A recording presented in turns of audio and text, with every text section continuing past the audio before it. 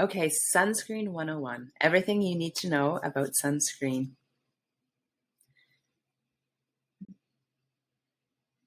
So, as we've discussed, sunscreen is really the only topical product that can effectively prevent the signs of aging. So, it's definitely something that you want to be including into your routine on a daily basis. Now, you want to be applying sunscreen, as the last step in your routine, maybe right before your makeup if you're using makeup.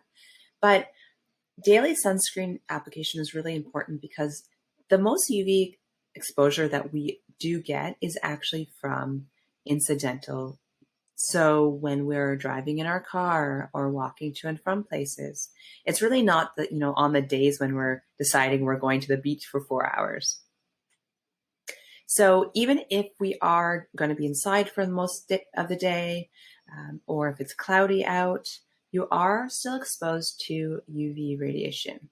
Now, if you are in a completely windowless room all day, okay, maybe, don't apply that sunscreen. But for the most part, get into the habit of applying it every day because you are still going to have that exposure. Now, usually I recommend applying it every 2 hours, depending on, when you need. For example, I apply mine in the morning, take my kids to school, and then I do find I will reapply later on the day. So it may not be every 2 hours because I don't necessarily need it. But if I do go out again later in the day, I will reapply it. If you don't like the idea of applying, a thick sunscreen over top of, say, your makeup, there are mineral-based sunscreen powders that can be really helpful for this. So how do you choose the right sunscreen? This is a really big question. I like to use the ABC method, so something to really, easy to remember. So you want to look for accreditation. Accreditation is just making sure that your sunscreen product is actually regulated by Health Canada or the FDA, wherever you are. And so here in North America, a drug identification number is what is used to identify that it has been regulated and tested to make sure that the ingredients in the product do what they say they do. If it is a mineral-based sunscreen, you might find an NPN, which is a natural product number. That's essentially the same thing, just the equivalent for natural-based products. So always look for that because otherwise you may not be getting the spectrum that you need. That takes us to broad spectrum, which is making sure your product covers you for both UVA and UVB rays. So most products really do, and I think, I haven't seen a lot of products out there that don't claim to be broad spectrum, but it's definitely worth making sure that it does have this. So UVB rays, I like to remember them as ultraviolet burning rays. These are the rays that really do cause that reddening of the skin. And, they can be protected from if you stay in the shade, by covering up for the most part. But UVA rays are those sneaky rays that really penetrate a little bit deeper and can cause the signs of aging and don't necessarily cause burning, but will cause, sun damage down the road or wrinkling. And these can penetrate windows and shade. So just because you're not getting burned doesn't mean that you're not being exposed to UV radiation, which is something you really want to keep in mind and remember. So the last one is coverage. So it's kind of, how do we know we're getting enough coverage? Have we chosen the right SPF number? Are we applying enough product? So for your face, you really want to apply the equivalent of a teaspoon thereabouts for your whole face and for your neck. Don't forget your neck, and if your chest is exposed as well. And it's about a shot glass worth full for your whole body. But on a daily basis, just, it's important to remember that you're applying enough sunscreen product. Another way to remember is by using, the 2-finger method. So if it's a liquidy product, you can apply enough to cover 2 fingers, and that should be enough for your face and neck. So SPF number is the best one to use? So it's important to know that SPF is only a calculation of UVB rays. So your protection against UVB rays. So that's the ones that will cause the burning. So it is an indicator of how long it takes the UVB rays to burn the skin when using sunscreen. Now, this is a really nice little reminder. An SPF 15 has about a 93% protection rate against UVB rays. SPF 30 has about a 97% rate, and SPF 50 has about 98% coverage against UVB rays. So you will notice that those numbers between the 97 and 98 really aren't that much.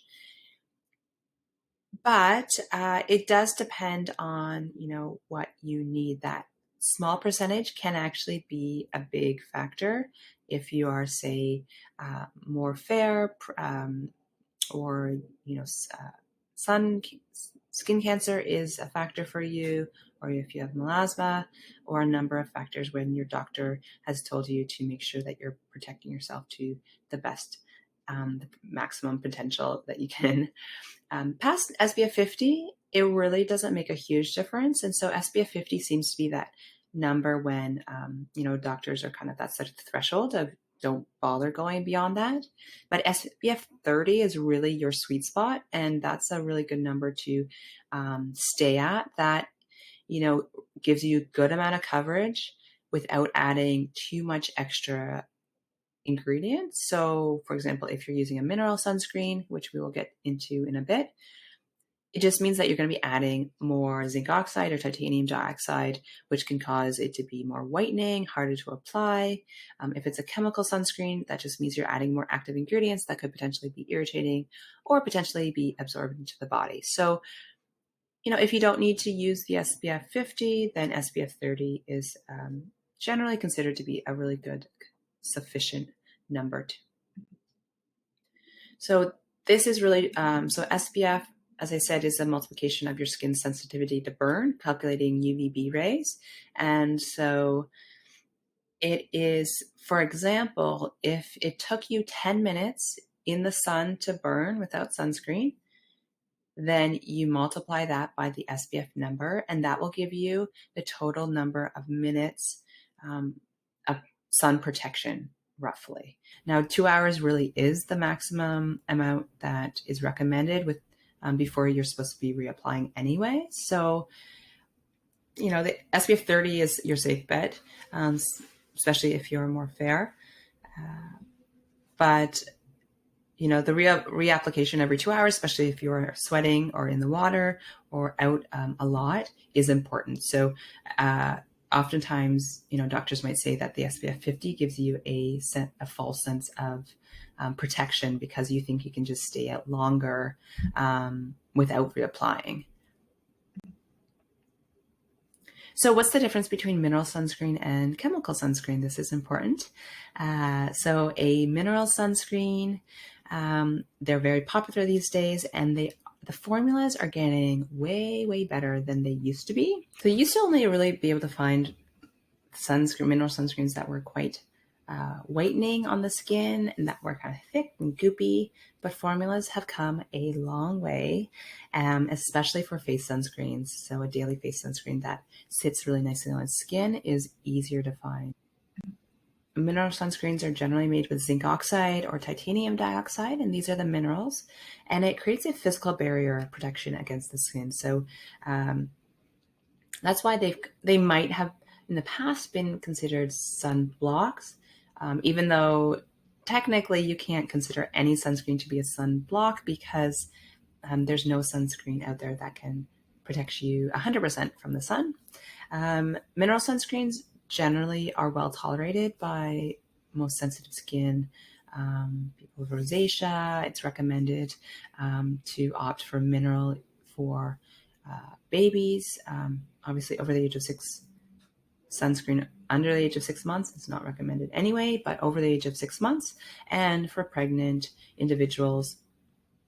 This is just because there are less risks of ingredients entering into the bloodstream.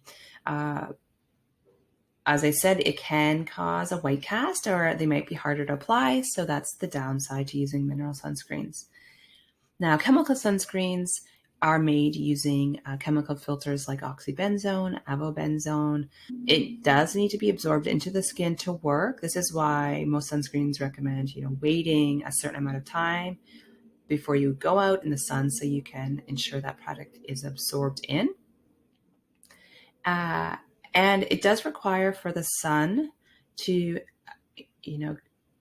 be absorbed into the skin and then filtered back out. So there's this chemical reaction happening, which can cause some heat in the skin and potential irritation. So if you are prone to sensitivities, eczema, rosacea, that's where mineral sunscreens might be a better option for you. Same with melasma, because melasma is triggered by heat. And because there is this heat reaction happening from some chemical sunscreens, mineral is your better bet. The upside is that they don't cause general white cast, and they are easier to apply for the most part. But again, formulas are getting better. And, any doctor will say that any sunscreen is better than no sunscreen. And they are obviously considered still safe to use. There have been some studies showing some of the chemical filters entering into the body, being absorbed into the body more systemically. But do your research and ask your doctors for recommendations or what they feel to be safe and good option for you. A few more tips to keep in mind when applying your sunscreen daily.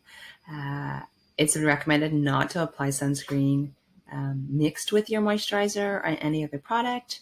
You're not a machine. You can't mix it, well enough that it's going to be evenly distributed within, together. So sunscreen really works by creating a very solid kind of shield on your face. And so if you're mixed in with another product, you may not be getting that full coverage you need.